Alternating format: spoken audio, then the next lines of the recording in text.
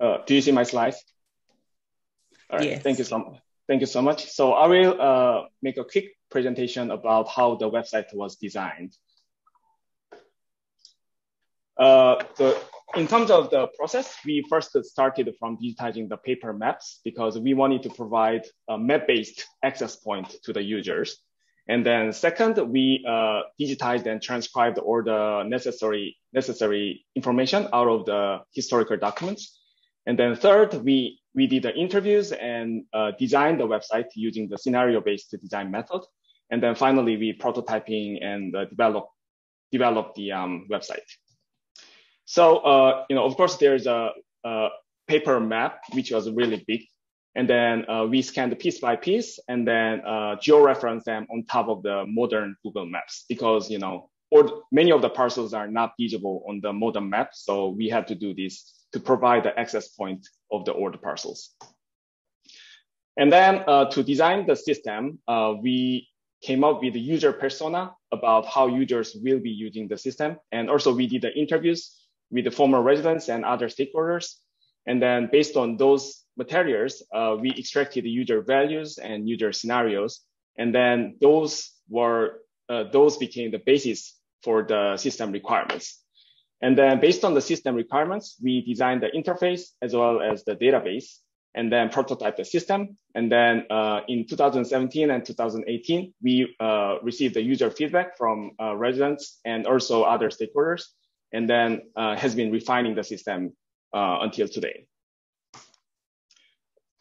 So this is part of the design process. We started from hand sketching of the interface and then, moved to the high fidelity, more like a digital-like designs. Also the databases.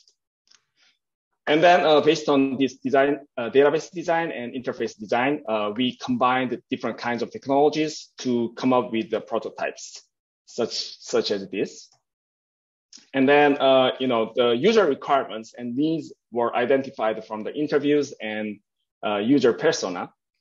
And then one of the significant requirements was that we need to be able to search based on person name and street name. So we provide a search functionality. And requirement 2 is that we need to provide an accurate presentation of the parcel level acquisition process and associated people. So we provide like a parcel level information pop-up menu. And then third requirement is that there's a need for presenting the citywide process. So that's why we provide a ear bar, which is not showing up here, but there's a ear bar, slide bar.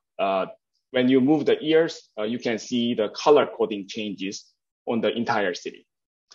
And then finally, there's a requirement 4 where people needs to be able to compare between the past and today. So that's why we provide this kind of layer on-off functionality. And then this effort has been for many years, and these are all the students who have been involved in this project. So I really want to say thank you to students. Some of them are in this core in the webinar. I want to say thank you to all the students who are involved in this project. So let me demonstrate the website. Do you see the website? Yes. All right, so I talked about 4 different requirements. And then this is the actual website we have developed. Oops. Yes. So this is the entire city. The requirement 1 is that we need to be able to search, right? So if I search based on Robinson, it shows all the names with the Robinson. And if I click on one of the parcels, it highlights and zoom in. And if I click on that, the platform shows all the timeline, the acquisition process timeline, and the photos associated with this parcel, and then associated with people. So this is satisfying requirement 2. And then requirement 3, we wanted to see the entire city acquisition processes. So here you can see year bar. For now, it's 1964. The Urban Renewal started from 1965. If I click plus, it becomes yellow, which means appraiser. And then if I keep increasing the year, you can see the color coding changes over time. So this is the way that you can see the entire process over the years.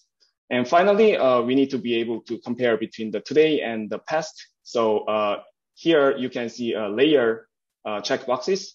If you turn off the layer checkboxes, you can see the layer changes. For example, if I remove the order maps and then turn on the city on the properties, like you can see city on the properties in today's maps, things like that.